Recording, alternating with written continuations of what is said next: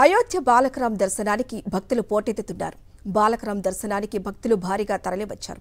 నిన్న ఒక్కరోజే 5 లక్షల మంది భక్తులు దర్శనం చేసుకోగా నేడు 3 లక్షల మంది దర్శించుకునే అవకాశం ఉంది. మరిన్ని వివరాలు మా ప్రతినిధి వెంకటేష్ అందిస్తారు. వెంకటేష్, భక్తులు ఏ విధంగా అక్కడికి తరలి వస్తున్నారు? ఎటువంటి సందడి ఉంది అక్కడ?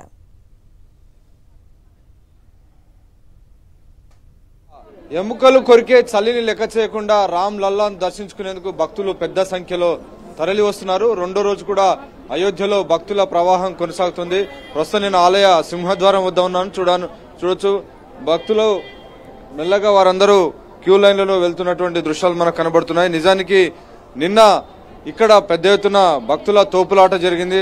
కొంతమేర తొక్కిసలాట కూడా జరిగినటువంటి నేపథ్యంలో ముఖ్యమంత్రి యోగి ఆదిత్యనాథ్ జోక్యం చేసుకున్నారు. మొత్తం రివ్యూ చేశారు. భక్తులకు సంబంధించినటువంటి ఎలాంటి ఆటంకాలు అడ్డంకులు లేకుండా క్యూ లైన్లను నియంత్రించాలని ఆదేశాలు ఇచ్చినటువంటి నేపథ్యంలో ఈరోజు భారీ సంఖ్యలో పోలీసులు కనబడుతున్నారు. మనం విజువల్స్ లో చూడొచ్చు. భారీ సంఖ్యలో పోలీసులు, ర్యాపిడ్ యాక్షన్ ఫోర్స్ కు సంబంధించిన దళాలన్నీ కూడా ఇక్కడ ఉన్నారు. సో వారంతా కూడా వస్తున్నటువంటి భక్తుల రాకపోకలన్నిటిని కూడా నియంత్రిస్తున్నటువంటి దృశ్యాలు మనకు కనబడుతున్నాయి. సో మొత్తానికి తొలి రోజున అయోధ్యలో బాలక్ రామ్ మందిరంలో తొలి రోజున దాదాపు 5 లక్షల మంది దర్శనం చేసుకోగా ఈ రోజు కూడా భక్తుల ప్రవాహం కొనసాగుతుంది. ఈ రోజు అయోధ్యలో ప్రస్తుతం ఇక్కడ టెంపరేచర్ 6 డిగ్రీలు నమోదవుతుంది. సో 6 డిగ్రీల టెంపరేచర్ నమోదవుతున్నప్పటికీ ఆ చలిని లెక్క చేయకుండా భక్తులు పెద్ద సంఖ్యలో ఇక్కడికి వస్తున్నారు. ఒకవైపు దట్టమైన పొగమంచు, మరోవైపు ఎముకలు కొరికేటువంటి చలి ఇక్కడ ఉంది. అయినా వాటన్నిటిని లెక్క చేయకుండా అయోధ్యలో భక్తి తరంగం ఉప్పొంగుతోంది, భక్తి ప్రవాహం కొనసాగుతుంది. సో ఈ తరహాలో ఏటా సుమారు 7 కోట్ల వరకు జనం ఇక్కడికి భక్తులు తరలి వస్తారనేటువంటి ఒక అంచనా ఈరోజు వేస్తున్నారు. సో తొలి రోజే 5 నుంచి 7 లక్షల మంది ఇక్కడికి వస్తుంటే ప్రతిరోజు ఈ సంఖ్య మరింత పెరిగేటువంటి అవకాశం కనబడుతుంది. ఎందుకంటే దేశంలో ప్రస్తుతం వారణాసి యూపీలో ఒక పెద్ద ఆధ్యాత్మిక కేంద్రంగా ఉన్న నేపథ్యంలో వారణాసి నుంచి కేవలం 200 కిలోమీటర్ల దూరంలోనే అయోధ్య ఉంది. కాబట్టి ఖచ్చితంగా వారణాసి వచ్చే వాళ్ళందరూ కూడా అయోధ్య వచ్చేటువంటి అవకాశం కనబడుతుంది.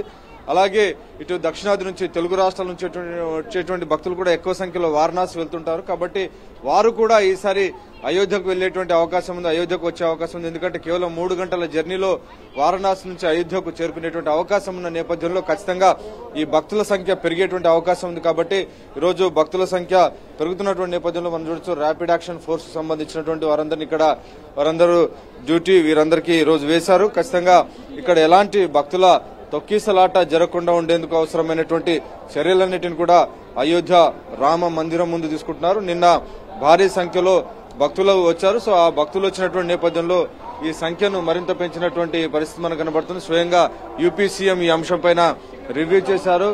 ఖచ్చితంగా వచ్చేటువంటి భక్తులకు ఎలాంటి ఆటంకాలు, ఇబ్బందులు లేకుండా చర్యలు తీసుకోవాలని విజ్ఞప్తి చేస్తున్నారు. సో ఇప్పుడు మనకు కనబడుతున్నటువంటి రహదారి పోలీసులందరూ మనం చూడొచ్చు. పోలీసులు విజువల్స్ అంతా వారందరూ కూడా డ్యూటీలో ఉన్నారు. ఇక్కడ ఎలాంటి ఆటంకాలు భక్తులకు లేకుండా ఉండేందుకు అవసరమైనటువంటి చర్యలు తీసుకుంటున్నటువంటి పరిస్థితి ఉంది. సో నా వెనుక కనబడుతున్నది రామ్ పత్ అని చెప్తుంటారు.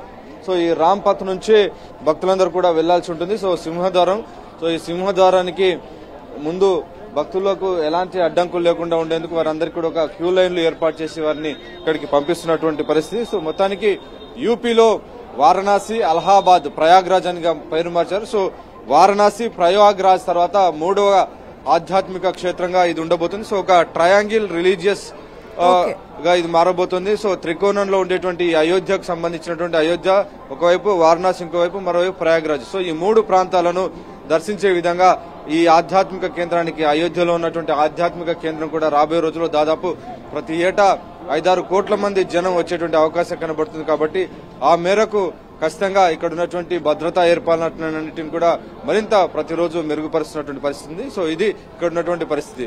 థాంక్యూ వెంకటేష్.